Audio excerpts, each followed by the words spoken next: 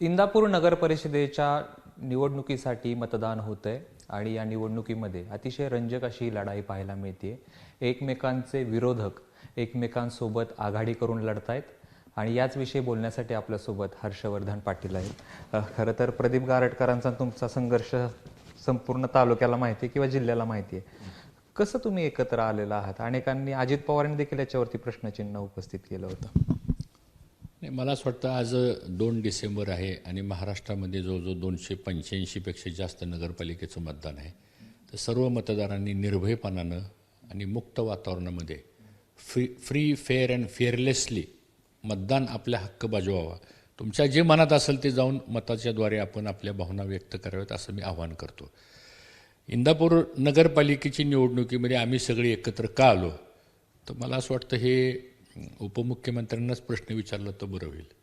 कारण त्यांनी जी कृती केली, कारण प्रदीप गारटकर हा चळवळीतला कार्यकर्ता, ठीक आहे, त्याची आमची राजकीय मतभिन्नता होती, वैचारिक मतभेद होते, पण असं व्यक्तिगत काय आमचे त्याचे कधी वाद नव्हते।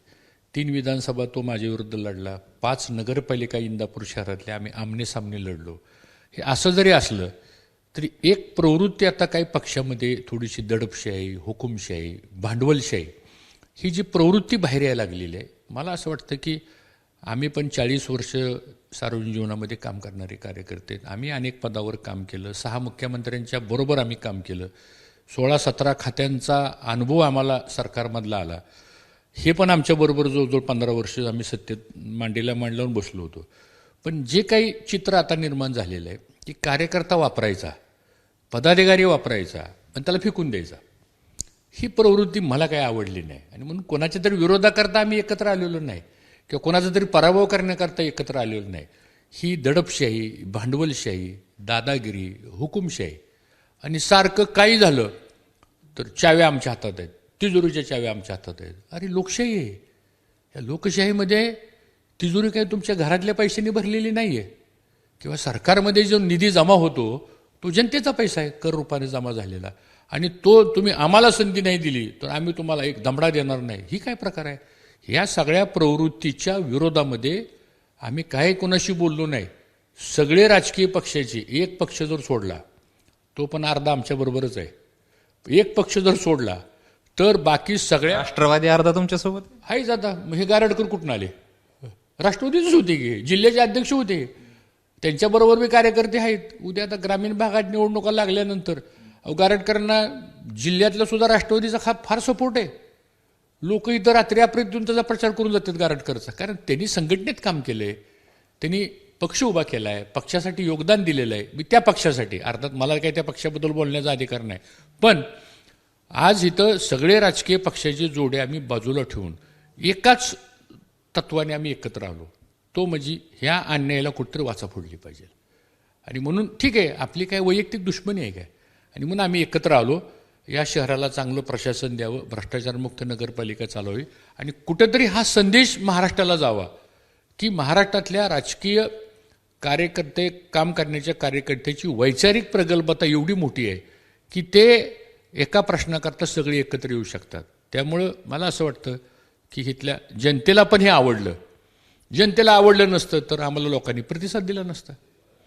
आज तुम्ही तुलना करा, आमच्या पदयात्रा, त्यांच्या पदयात्रा, त्यांची सभा झाली, तिथं राष्ट्राचे नेते येते, ते आले परवा इथं, पण आले इथं आल्यानंतर आम्हाला अपेक्षा होती की ते गारटकरबद्दल बोलतील, बाबा त्याला का तिकीट दिलं नाही किंवा त्याला का डावलल्या गेलं, म्हणजे वैयक्तिक गारटकरला तिकीट नको होतं, पण ते जे कुठलं नाव सांगतील यायचंय त्याच्यावरती। खरं तर उपमुख्यमंत्री अजित पवारांची इथं सभा झाली, खरं तर टीका गारटकरांवरती करणं अपेक्षित होतं, मात्र टीकेचे धनी तुम्ही होतात। असं आहे की अजित पवारांना माझ्याबद्दल नेहमीच प्रेम आहे आणि ते नेहमीच माझं चांगलं बघतात सांगतो। हां, त्यामुळे ते ज्या वेळेस माझ्याबद्दल बोलतात ना, ते नेहमीच चांगलं बोलतात सांगतो। हां, मी त्यांची ती एक स्टाईल आहे। म्हणजे हर्षवर्धन पाटलाबद्दल कुठेही गेल्यानंतर आणि माझे 2-3 मुद्दे त्यांना फार आवडतात, म्हणजे मी जॅकेट घालतो किंवा आता समजा आम्ही कांगवेने केस विंचरतो, हे त्यांचे माझ्याविषयी त्यांची आवडीचे विषय सांगतो। चांगली गोष्ट आहे ना, म्हणजे माझ्या पर्सनल गोष्टीबद्दल ते इतकं चांगलं बोलतात, त्यांनी असंच बोलत राहावं असं मला वाटतं सांगतो। हां, खरं तर एक प्रश्न उपस्थित करतात ते 19 वर्ष तुमच्याकडे मंत्रिपद होतं, मग त्या 19 वर्षाच्या काळात विकास का केला नाही असा थेट सातत्यानं प्रत्येक विरोधक तुमचा इथला प्रश्न तुम्हाला हा उपस्थित करत असतो. मला त्यांना प्रश्न विचारायचा आहे की 19 वर्षामध्ये ह्या इंदापूर तालुक्यामध्ये काय काम केलं हे तुम्ही विचारण्याची आवश्यकता नाही आहे. गेल्या 20 वर्षामध्ये ह्या इंदापूर तालुक्यामध्ये 25 सबस्टेशन्स उभा केले, MIDC आम्ही आणली, सहकारी संस्था उभ्या केल्या, कॉलेजेस काढले, इंजिनिअरिंग कॉलेज काढलं, डी फार्मसी बी फार्मसी काढलं, त्याच्यानंतर हायस्कूल्स काढले, त्याच्यानंतर 22 गावाला 7 नंबरवरती 10,000 एकराला पाणी दिलं. खडकवासल्याचं पाणी पहिल्यांदा आम्ही इंदापूर तालुक्यात 220 किलोमीटरमध्ये आणलं. भीमा नदीवरती 4 बंधारे झाले, नीरा नदीवरती 12 15 बंधारे झाले, वायनरी काढली, दूध संघ काढला, बँक काढली, वाहतूक संस्था काढली, रोजगार निर्माण केला. आता हे एवढं सगळं केल्यानंतर हे लोकांच्या समोर आहे. बरं ठीक आहे, आता 2014 पर्यंत नंतर तुम्ही सत्तेत आहात, मग आता 11 वर्ष सत्ता तुमच्या ताब्यात आहे, तिजोरीच्या चाव्या तुमच्या ताब्यात आहेत. आता त्याला किती चाव्या तिजोरीला आहेत मला माहीत नाही, जो तो उठतोय म्हणतो चाव्या आमच्याकडेच आहे, म्हणजे कदाचित 50 चाव्या त्या तिजोरीच्या असतील, ते तुमच्या ताब्यात आहेत. मग हे सगळं तुमच्याकडे असताना माझा प्रतिप्रश्न असा आहे की तुम्ही सत्तेत आहात, आम्ही विरोधात आहोत, तरीही अजून तुम्हाला आमचं 19 वर्ष जर दिसत असतील, म्हणजे स्वतःचं झाकून ठेवायचं, स्वतःचं कर्तृत्व शून्य आणि दुसऱ्यावरती टीका केली, म्हणजे समोर बसलेली जनता का इतकी भोळी नाही आहे. माझा प्रतिसवाल तुम्हाला असा आहे की तुम्ही जर 850 कोटी इंदापूर शहराला आणले म्हणता, मग 25,000 मताच्या निवडणुकीला उपमुख्यमंत्र्याला ज्यांच्या घरात लग्न कार्य आहे ते सोडून तुम्हाला प्रचाराला आमच्याकडे यावं लागतं. तुमचा कॅबिनेट मंत्री इथं आहे, एवढा पॉप्युलर आहे तो, एवढा लोकाभिमुख त्याचा हे आहे, सगळा चांगली गोष्ट आहे. मग त्यांचा हक्क घरदार फिरते प्रचाराला सांगतो. 850 कोटी रुपये आम्ही विचारतो शहरामध्ये, 850 कोटी दाखवा आम्हाला कुठे येते. म्हणजे किती भूलथापा लोकांना हाणायच्या. ह्या इंदापूर शहरामध्ये ST स्टँड BOTवरती पहिल्यांदा आम्ही केलं, सेंट्रल बिल्डिंगची संकल्पना आम्ही मांडली, ती उभा केली, नगरपालिकेची नवीन इमारत आम्ही उभा केली, या इंदापूर शहरातली बाजारपेठ व्यापाऱ्यांना विश्वासात घेऊन आपण त्याची रुंद केली, त्यानंतर इतकं रोजगार निर्माण करून दिला. आज इंदापूर शहराची बाजारपेठ कोणावर चालते? ग्राहकाच्या खिशामध्ये 2 पैसे कोण आणून देतं? हे डांबर, खडी आणि पूल आणि सिमेंट आणि स्टील हे काय ग्राहकाची उत्पन्नाचे मार्ग नाही आहेत. ठीक आहे, पूल केला, चांगली गोष्ट आहे, दळणवळणाचं झालं, पण आज इंदापूर शहरात तुम्ही काय केलं सांगा? तुम्ही किती मुस्लिम लोकांना नोकऱ्या लावल्या? तुम्ही किती दलित लोकांना नोकऱ्या लावल्या? तुम्ही किती पारधी समाजाला नोकऱ्या लावल्या? तुम्ही किती OBCच्या लोकांना सांगा ना. तुम्ही आता 11 वर्ष सत्तेत आहात, आता यू आर इन पॉवर, तुम्ही सत्तेत आहात, तुम्ही सांगा लोकांना काय केलंय ते. आम्ही सांगतो, आज आम्ही पारधी समाजाची सुद्धा 10 माणसं नोकरी लावल्या. आमच्या कॉलेजमध्ये 2 पारध्याचे प्रोफेसर आहेत.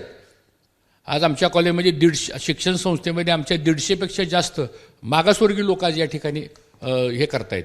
तर मला असं वाटतं की हे सगळं आहे. आज संस्था आम्ही काढल्या, कर्मयोगी साखर कारखाना, नीरा भीमा साखर कारखाना, आम्ही त्याची संस्था बघावत, आम्ही तो चालवायला दिला म्हणजे काय गुन्हा केला नाही. मी सांगतो तुम्हाला काय गुन्हा केला. आम्ही तुमच्या ताब्यात बँक आहे, तुम्ही गेले 35 वर्ष पुणे जिल्हा मध्यवर्ती सहकारी बँक ही मोठी करण्यामध्ये आमचं योगदान आहे. 500 कोटी रुपये आम्ही त्या बँकेला व्याज भरलेलं आहे. आणि तुम्ही आमचं कर्ज प्रकरण अडवता, तुम्ही आम्हाला भांडवल देत नाही, नियमाप्रमाणे तुम्ही आम्हाला कर्ज देत नाही, आमचे पैसे भरून घेता. आणि पैसे भरल्यानंतर पवारसाहेबांनी फोन केला बँकेच्या चेअरमनला, पवारसाहेबांनी उपमुख्यमंत्र्यांना सांगितलं, मी स्वतः 4 वेळा उपमुख्यमंत्र्यांना भेटायला गेलो की आम्ही नीरा भीमाचे तुमचे 30 कोटी रुपये भरलेत इथेनॉलचे, तुम्ही आम्हाला 40 कोटी द्या. बोर्डात प्रकरण मंजूर झालं. PDC बँकेच्या फोन करून सांगितलं, नाही म्हणले. कोणी सांगितलं?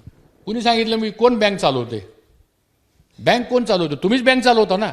बँक हे बघा, बँक तुम्ही जरी विश्वस्त असला तर ती बँक मोठी करण्यामध्ये त्याच्यामध्ये राजेंद्र कुमार घोलप असतील, त्याच्यामध्ये चंदूकाका जगताप असतील, त्याच्यामध्ये साहेबराव सातकर असतील, त्याच्यामध्ये तुमचे शिवाजीराव भोसले असतील, या सगळ्या लोकांनी त्या काळामध्ये 5-6 हजार कोटीपर्यंत ती बँक नेली.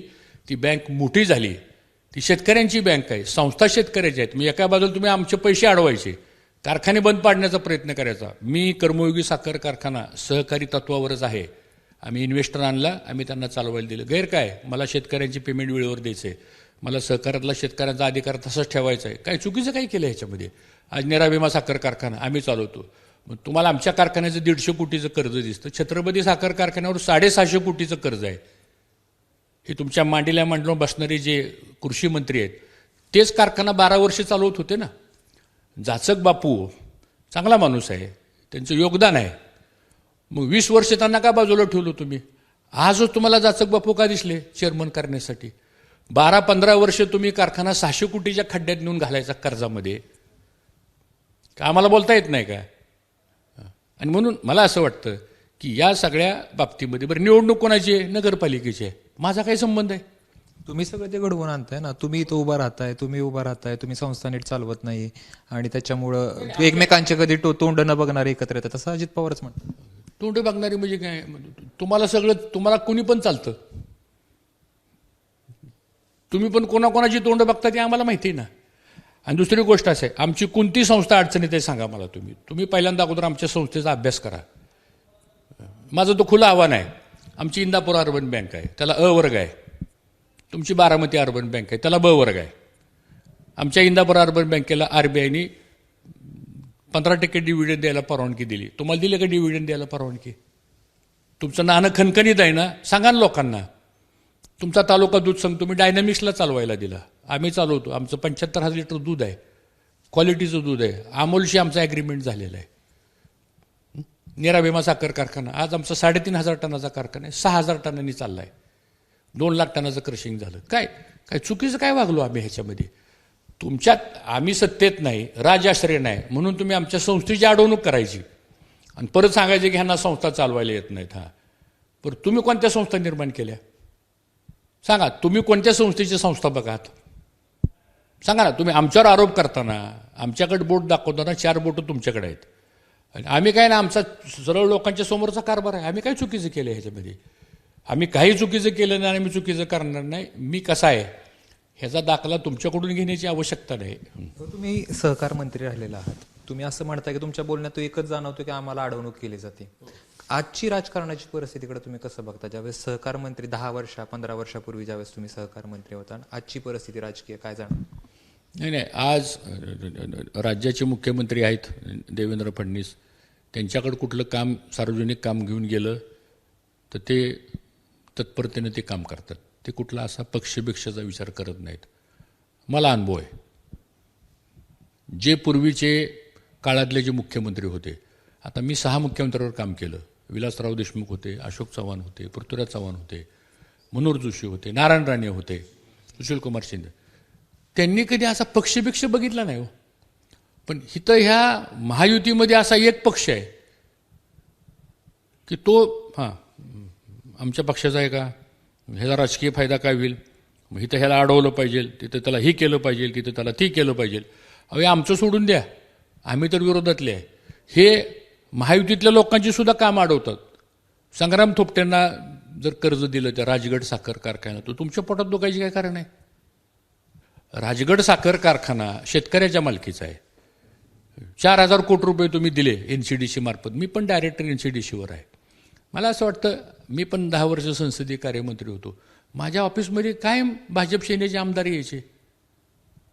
खुद्द देवेंद्र फडणवीस साहेब त्यावेळेस नुकतेच आमदार झाले होते. गडकरी साहेब होते, मुंडे साहेब होते, एकनाथ खडसे होते, रामदास कदम होते, नितीन गडकरी होते, विनोद तावडे होते, आशिष शेलार होते, चंद्रशेखर बावनकुळे होते. ही सगळी माणसं यायची, आम्ही त्यांना मदत करायचो. ही महाराष्ट्राची संस्कृती आहे.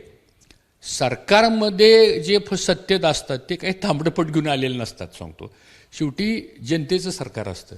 पण दुर्दैवानं असं होत नाही आणि मग आडवा ह्यांना. आज मला सांगा, तुम्ही फक्त टार्गेट करायचं मला. काय हो तुमचा एवढा राग काय कर्मयोगी साखर कारखान्यावर? तुमचा एवढा राग त्या निराभिमा कारखान्यावर काय बरं? काय कारण काय मला समजू द्या ना. बरं, आम्हाला जो ऊस घालणारा शेतकरी आहे तुमचा मतदार नाही का? सगळा मतदार माझाच आहे सांगा मला तुम्ही. आमचा द्वेष का करता एवढा तुम्ही? का करत असतील? आता त्यांनाच विचारलं पाहिजे का द्वेष करता म्हणून. कदाचित असंही असू शकतं की हे 2 संस्था एकदा बंद पडल्या की 2 हेतू साध्य होऊ शकतात. एक राजकारण बी ह्यांना करायला सोपं झालं आणि दुसरी गोष्ट कच्चा माल कोणाला तरी पाहिजे असेल. ऊस इथं उपलब्ध जो आहे आज आमच्या ह्या बॅकवॉटरला 16-17 लाख टन ऊस आहे. त्या पलीकडच्या पट्ट्यामध्ये आता ह्या तालुक्यामध्ये जर 40 लाख टन ऊस निर्माण झाला, हा काय 10 वर्षात झाला काय? तुम्ही सांगा मला, हे विकास तुम्ही 19 वर्षात काय केला म्हणून सांगता? उजनी धरण कुणी बांधलं? भाटघरचं पाणी शेटपळ तलाव कोणी उंच केला? हे बंधारे कोणी बांधले? ऊस कुठनं आला हा? हा काय 10 वर्षात ऊस आला का? सांगा मला तुम्ही. डाळिंब, या तालुक्यामध्ये आज 10,000 एकराचं डाळिंब आहे. 10,000 एकरामध्ये द्राक्षे आहेत, पेरू आहेत, ड्रॅगन फ्रूट आहे. हे आलं कुठनं? केळीच्या बाग आहेत, ह्या कुठनं आल्या? हे काय 5-10 वर्षात आल्या का? हे लॉंग प्रोसेस आपण केलेली आहे. म्हणून इंदापूर तालुका 80% बागायत झाला. आणि मग उद्या आमचं पाणी भाटघरचं खाली यायचं म्हणलं की मध्ये कोणीतरी अडवायचं. आम्हाला पाणी खडकवासल्याचं आणायचं म्हणलं तर मध्ये कोणाच तरी लिफ्टला पाणी घेऊन जायचं. म्हणजे अन्याय मात्र आमच्यावर आणि टीकाही आमच्यावरच सांगतो तुम्हाला. हे लोकांना कळतं सगळं. आज मला सांगा, इंदापूरची MIDC मी 98 साली आणली, 96 साली. सगळ्या MIDC डेव्हलप झाल्या आणि आमची MIDC मागं ठेवली. का बरं? आत्ता सगळी MIDC आमची फुल फ्लेज झाली. आज 1 गुंठा जागा शिल्लक नाही तिथं.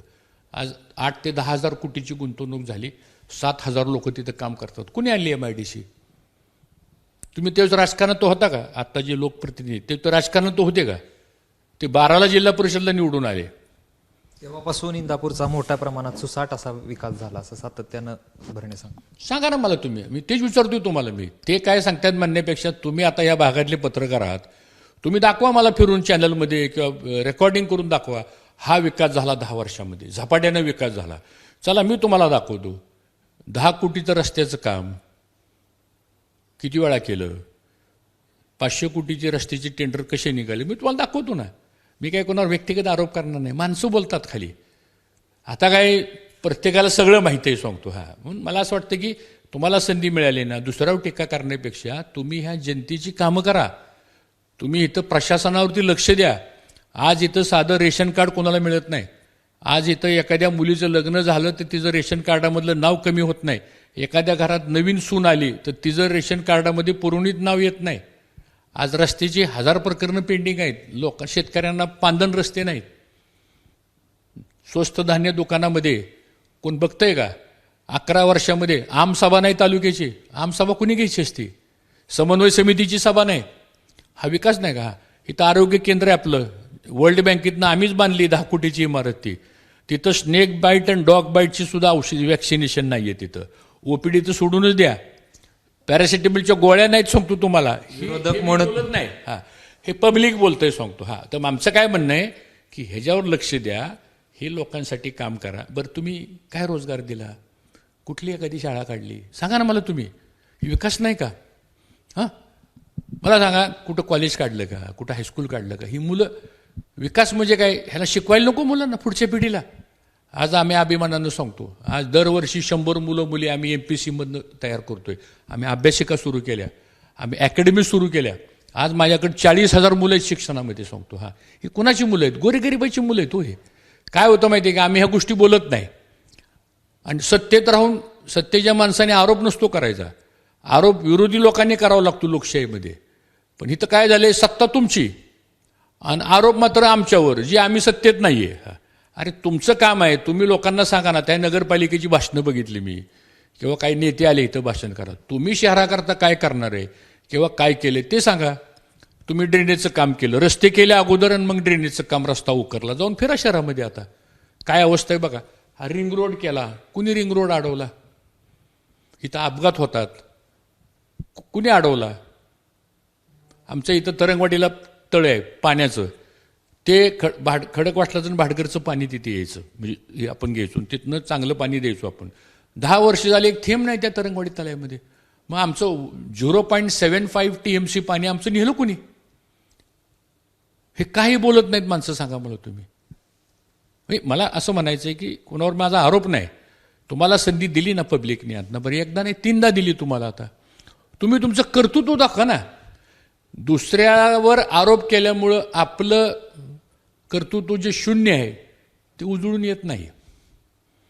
आणि म्हणून स्वतःचं सगळं निष्क्रियतेचं जे काम आहे ते झाकून ठेवायचं आणि दुसऱ्याचं वाकून बघायचं. ही प्रवृत्ती तालुक्याच्या लोकांना मान्य नाही. म्हणून तरी आघाडी झाली आमची सगळी. आम्ही आघाडी झाली म्हणजे काय, ही तुमचीच माणसं आहेत सगळी, ही माझी माणसं नाही आहेत. आमच्याबरोबर असणारा वर्ग आहे असाच आहे सगळा, कुठे गेलेला नाही. तुम्ही आत्मपरीक्षण करा. एक राष्ट्रवादी पक्ष स्थापन झाल्यापासून जेवढे तालुक्याचे अध्यक्ष झाले, आज एक तरी तुमच्याबरोबर आहे का? त्यांना विचारा की तुम्ही, एक तरी तालुक्याचा राष्ट्रवादीचा अध्यक्ष तुमच्याबरोबर आहे का? जिल्हा अध्यक्ष सुद्धा तुमच्यापासून दूर गेला. म्हणजे काहीतरी तुमचं चुकतंय, तुमचं बरं का, आमचं नाही काय. हां, आणि तो विचारण्याचा मला पण अधिकार नाही आहे, तो तुमच्या पक्षाचा अंतर्गत प्रश्न आहे. पण कुठेतरी ह्या सगळ्या गोष्टी फक्त यूज ऑन थ्रो करायचं आणि कोणालाही मोठं होऊन द्यायचं नाही.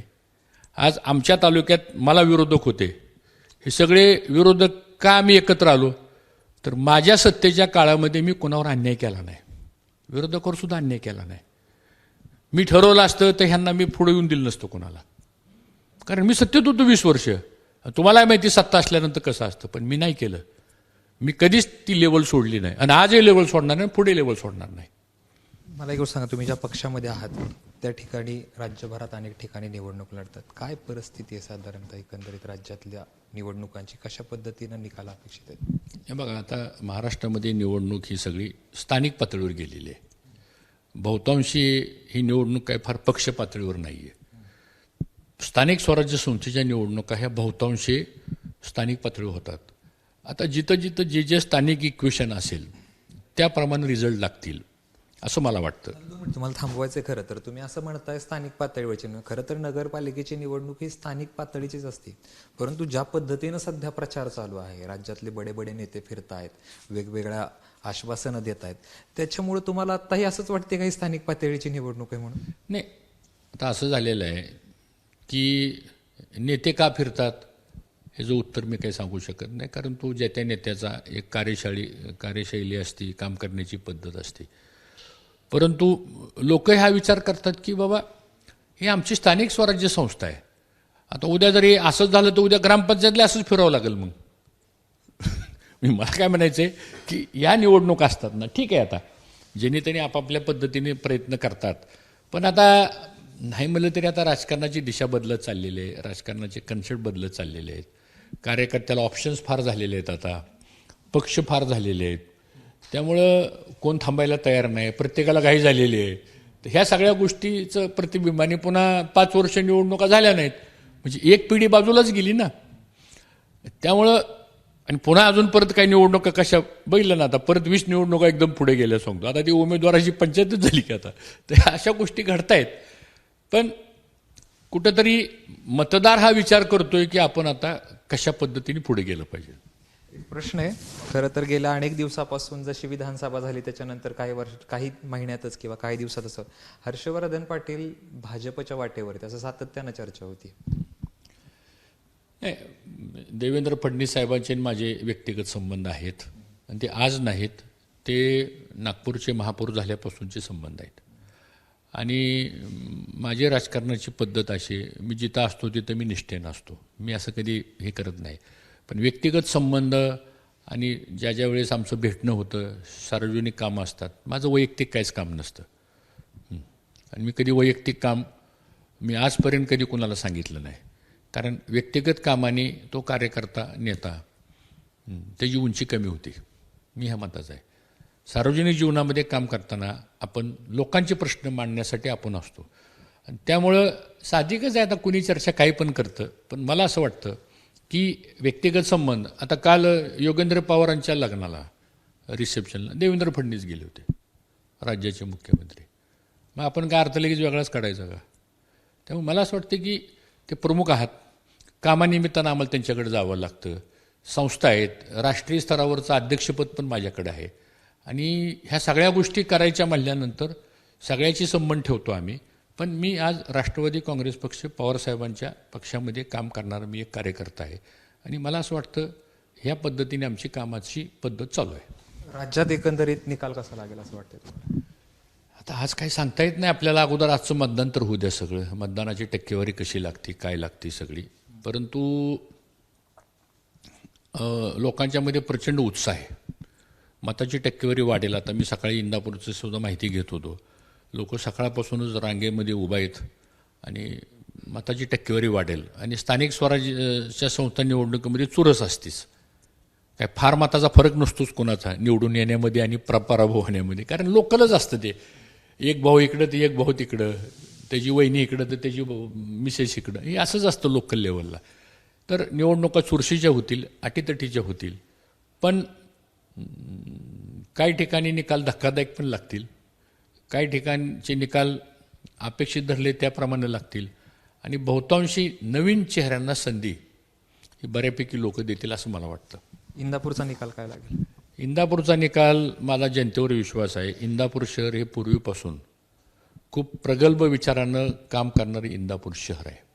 कारण मी या शहरामध्ये राहतो, गेले 40 वर्ष माझा अनुभव, आमचे काका शंकररावजी पाटील त्यांचा 50 वर्षाचा अनुभव, हा सगळा जर बघितला तर इंदापूर शहर हे दडपशाही, दादागिरी, भांडवलशाही, त्यानंतर अर्थकारणाची नीती ह्याला भीक न घालणारे शहर आहे. आणि त्यामुळे आम्हाला विश्वास आहे की आम्ही सगळे येऊन गारटकरसारखा एक तळागाळातला चळवळीतला कार्यकर्ता, ज्याला सगळ्याच प्रश्नांची जाण आहे आणि एक आश्वासक चेहरा आहे, काम करण्याची धमक आहे, प्रशासन चांगलं चालवू शकतो आणि शहराच्या नागरिकांच्या हिताचे निर्णय तो घेऊ शकतो. त्यामुळं कृष्णा भीमा विकास आघाडीच्या बाजूनी घवघवीत यश मिळेल अशी मला खात्री आहे. एक शेवटचा प्रश्न विचारतो, अजित पवारांना काय सांगू इच्छिता? काय आता त्यांनी सातत्यानं आमच्याकडे येत राहावं, इंदापूरला येत राहावं. फक्त मला त्यांना एकच सांगायचं आहे की आमच्याबद्दल भाषण करताना अगोदर आपण माहिती घ्या. तुम्ही काय करता, स्टेजवर बसल्यानंतर तुम्हाला तिथं बसून काही लोक चिच्चाटापाट्या देतात, सांगतो ते दिसतं टी व्हीवरती सगळं, ते लाईव्ह सभा असते ना, ते दिसतं. आता परवा इंदापूरला आले तर ते असे बसले होते आणि इकडं 2 जण कानाला लागले होते आणि तिकडं 2 जण कानाला लागले होते आणि ती पेननी काय काय लिहित होते. त्याच्यापेक्षा अगोदर आपण माहिती घ्या, बाबा कर्मयोगी कारखान्याची माहिती काय आहे, निराभिमाची माहिती काय आहे, त्याचं कर्ज किती आहे, इंदापुरात पण बँक कशी आहे. विरोधक तर चांगलंच सांगणार आमच्याबद्दल तिथं त्यांना. आणि प्रत्येक वेळेस ते आल्यानंतर तुम्ही त्यांची आत्तापर्यंतची सगळी भाषणं काढून बघा अजितदादांची. काय असं मी तुमचं घोडं मारलंय सांगा मग तुम्ही, का माझ्याबद्दल एवढा द्वेष का अजितदादांना? म्हणजे आम्हाला पण इथं राजकीय विरोधक आहेत, नाही असं नाही. म्हणजे पवारसाहेबच्या विरोधात सुद्धा आम्ही होतो मागं, आमचे काका पण होते, पण कधी पवारसाहेबांनी सुद्धा असला कधी राजकीय द्वेष विरोधात असताना काय, आता तर आम्ही बरोबरच आहे. आता सुप्रियाताईंच्या पण काय निवडणुकीला आम्ही त्यांच्याबरोबर नव्हतो, पण त्यांनी पण कधी असा राजकीय द्वेष केला नाही सांगतो. पण ह्यांच्या बाबतीत माझ्याबद्दल म्हणजे मी त्यांना भेटल्यावर सुद्धा विचारणार आहे त्यांना मी, हा की बाबा तुमचा काय नेमका, म्हणजे माझ्याबद्दल काय प्रॉब्लेम, बरं आम्ही काय अशी काय वाईट माणसं आहे का? मग का इथं आल्यानंतर ही तुमचे राजकारणामध्ये लोकांचे ही सगळे लोक सांगत असतात काय पण, आम्हाला पण लोक सांगतात, आपण आकलन केलं पाहिजे ते खरं किती आणि खोटं किती. हां, सत्यता असेल आम्ही मान्य करू, आम्ही सांगतो कर्मयोगी साखर कारखाना आम्हाला राजआश्रय नसल्यामुळं, बँकेने अडवल्यामुळं आमची आर्थिक कोंडी झाली आणि आमची आर्थिक कोंडी झाली तर आम्हाला कारखाना चालवणं अवघड व्हायला लागलं आणि एवढ्या मोठ्या 25,000 शेतकऱ्यांना आम्ही नाही कसं देणार. म्हणून आम्ही निर्णय घेतला की बाबा आपण हा कारखाना कोणतं चालवायला देऊ, पण सहकारात, विक्री नाही, लीज नाही, भाडेतत्वावर नाही. आम्ही लोकांना सांगतो, हे लोकांनी ॲक्सेप्ट केलं. तुम्ही जाऊन बघा आता ह्या सगळ्या परिसरामधला एक टिपरू सुद्धा ऊस कुठं जात नाही. म्हणजे लोकांना 25,000 लोकांना निर्णय पटला ना माझा. बरं मी पारदर्शीपणा निर्णय केला, बरं ह्याला सरकारच मान्यता देणार आहे, हर्षवर्धन पाटील नाही मान्यता देणार. वार्षिक साधारण सभेला मान्यता मिळाली, संचालक मंडळाला मान्यता मिळाली, कारखाने सुरू झाले, 1.5 लाख टनाचं गाळप झालं. काय हे चुकीचं काय ह्याच्यात सांगतो काय ह्या? तर मला असं वाटतं की ह्या गोष्टी समजून घ्याव्यात त्यांनी अगोदर. आणि त्यांना जर काही शंका वाटली, म्हणजे ते जसे स्पष्ट बोलतात, आम्ही पण स्पष्ट बोलतो, पण आम्ही भाषणात फार बोलत नाही. आम्ही म्हणजे टोकाची भूमिका घेऊन कधी बोलत नाही, कारण आमच्यावरचे संस्कार वेगळे आहेत. आम्ही एका वेगळ्या चळवळीत सुसंस्कृतपणामध्ये वाढलेले आम्ही कार्यकर्ते आहोत आणि थोडंसं आपल्यामध्ये तो कल्चरनेस आहे. मी पण इंग्लिश मिडियममध्ये शिकलो आहे, लॉ ग्रॅज्युएट झालो आहे. मी आता MBA इन मार्केटिंग फायनान्स पण मी केलेलं आहे. मी एका युनिव्हर्सिटीचा चान्सलर आहे. त्यामुळे आपली पण एक प्रतिमा आहे ना. आम्ही कधी असे खालच्या लेवलला भाषा करत नाही. त्यामुळे त्यांनी माझं एकच त्यांना चाललं आहे, अर्थात महाराष्ट्रामध्ये ती एकमेव असं नेतृत्व आहे की ते कुणाबद्दल कुठेही जाऊन कधी काही बोलू शकतात. हा अधिकार त्यांना आहेच लोकशाहीमध्ये. फक्त आमच्याबद्दल बोलताना माहिती घेऊन बोलावं आमचं चुकीचं असेल ते तुम्ही बोला, त्याचं उत्तर आम्ही देऊ. पण काही नसताना विषय नगरपालिकेच्या निवडणुकीचा टार्गेट कोण तर हर्षवर्धन पाटील. तुम्ही 46 मिनटं भाषण केलं आणि त्यातले 27 मिनटं माझ्यावरच. लोकांना कळतं ना ते काय ह्या, असं काही लोकांना कळत नाही. तर एवढा सल्ला आहे आमचा. पण त्यांचं माझ्यावर खूप प्रेम आहे आणि ते असंच राहावं अशी पण माझी अपेक्षा आहे. उद्या गुलाल उधळणार. आता ती जनता ठरवल, पण होईल, काही अडचण वाटत नाही मला. खूप खूप धन्यवाद. तरी होते हर्षवर्धन पाटील. नगरपालिकेच्या निमित्तानं आपण त्यांच्याशी बोलत होतो. खरं तर काही दिवसापूर्वी उपमुख्यमंत्री अजित पवार यांची सभा झाली आणि त्यांच्या टीकेला हर्षवर्धन पाटील यांनी उत्तर दिलेलं आहे. यातून अर्थ काय काढायचा आहे प्रेक्षकांनी ठरवायचे. कॅमेरा पर्सन अमोल गवाळेसह जयदीप भगत, एबीपी माझा, इंदापूर. एबीपी माझा, उघडा डोळे बघा नीट.